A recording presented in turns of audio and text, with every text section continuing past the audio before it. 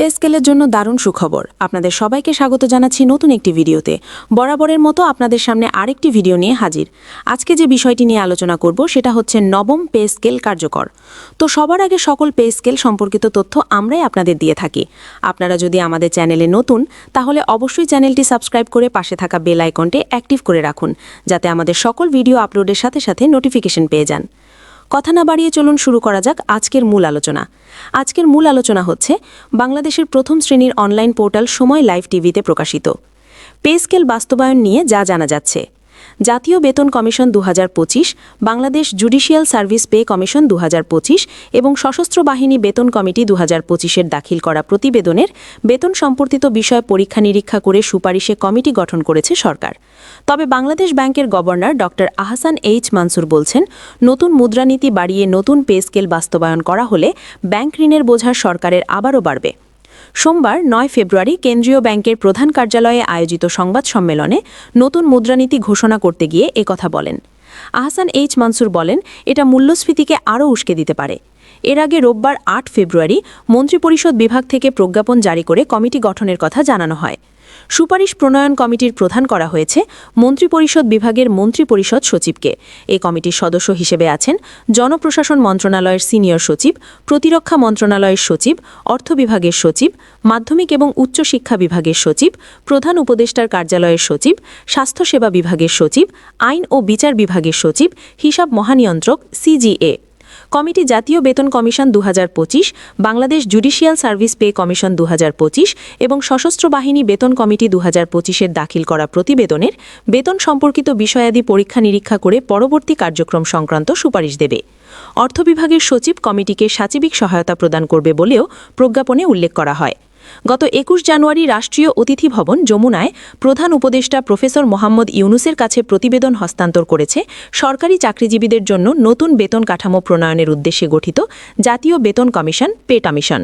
প্রতিবেদনে চলতি বছরের 1 জানুয়ারি থেকে আংশিক বেতন কাঠামো বাস্তবায়নের সুপারিশ করা হয়। এটি 2026-27 অর্থ বছরের প্রথম দিন থেকে পুরোপুরি কার্যকর করার কথা জানানো হয়। বেতন কমিশন সর্বনিম্ন বেতন স্কেল 8,250 টাকা থেকে বাড়িয়ে 20,000 টাকা এবং সর্বোচ্চ বেতন স্কেল 78,000 টাকা থেকে বাড়িয়ে 1,60,000 টাকা করার সুপারিশ করেছে। 20টি স্কেলে বেতন সুপারিশ করা হয়েছে। সেগুলো হলো: গ্রেড 1, বর্তমানে মূল বেতন 78,000 টাকা, প্রস্তাবিত জাতীয় বেতন স্কেলে এটি 1,60,000 টাকা করার সুপারিশ করা হয়েছে।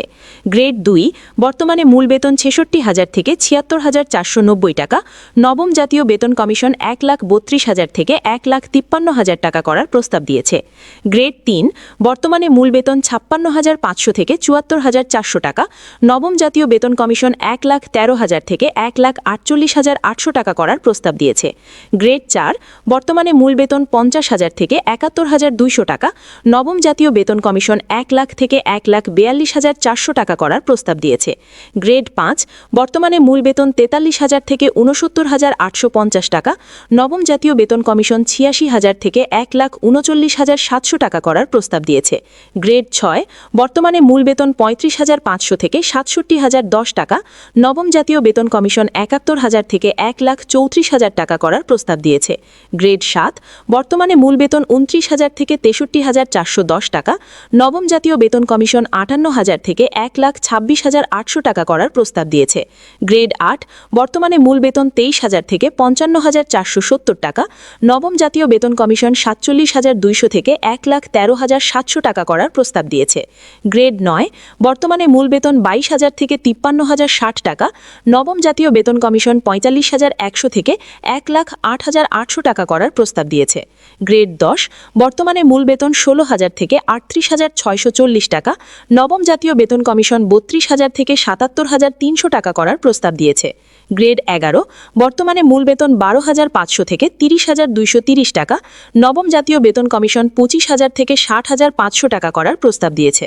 গ্রেড 12, বর্তমানে মূল বেতন 11,300 থেকে 27,300 টাকা, নবম জাতীয় বেতন কমিশন 24,300 থেকে 58,700 টাকা করার প্রস্তাব দিয়েছে।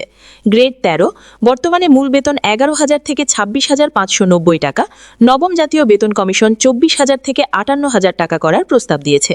গ্রেড 14, বর্তমানে মূল বেতন 10,200 থেকে 24,680 টাকা, নবম জাতীয় বেতন কমিশন 23,500 থেকে 56,800 টাকা করার প্রস্তাব দিয়েছে।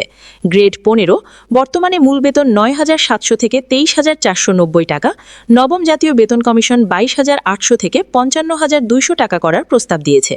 গ্রেড 16 বর্তমানে মূল বেতন 9,300 থেকে 22,490 টাকা, নবম জাতীয় বেতন কমিশন 21,900 থেকে 52,900 টাকা করার প্রস্তাব দিয়েছে। গ্রেড 17 বর্তমানে মূল বেতন 9,000 থেকে 21,800 টাকা, নবম জাতীয় বেতন কমিশন 21,400 থেকে 51,900 টাকা করার প্রস্তাব দিয়েছে। গ্রেড 18 বর্তমানে মূল বেতন 8,800 থেকে 21,310 টাকা, নবম জাতীয় বেতন কমিশন 21,000 থেকে 50,900 টাকা করার প্রস্তাব দিয়েছে। গ্রেড 19 বর্তমানে মূল বেতন 8,500 থেকে 20,570 টাকা, নবম জাতীয় বেতন কমিশন 20,500 থেকে 49,600 টাকা করার প্রস্তাব দিয়েছে। গ্রেড 20 বর্তমানে মূল বেতন 20,000 থেকে 20,010 টাকা, নবম জাতীয় বেতন কমিশন 20,000 থেকে 48,400 টাকা করার প্রস্তাব দিয়েছে। যদি ভিডিও সম্পর্কিত কোনো প্রশ্ন থেকে থাকে তাহলে কমেন্ট করতে পারেন অথবা মেল করতে পারেন। আর যদি ভিডিওটি আপনার কোনো কাজে এসে থাকে বা ভালো লেগে থাকে তাহলে একটি লাইক দিন, শেয়ার করুন, চ্যানেলটি সাবস্ক্রাইব করতে কখনোই ভুলবেন না। দেখা হবে নতুন কোনো ভিডিওতে, সে পর্যন্ত সবাই ভালো থাকুন, সুস্থ থাকুন। ধন্যবাদ সবাইকে।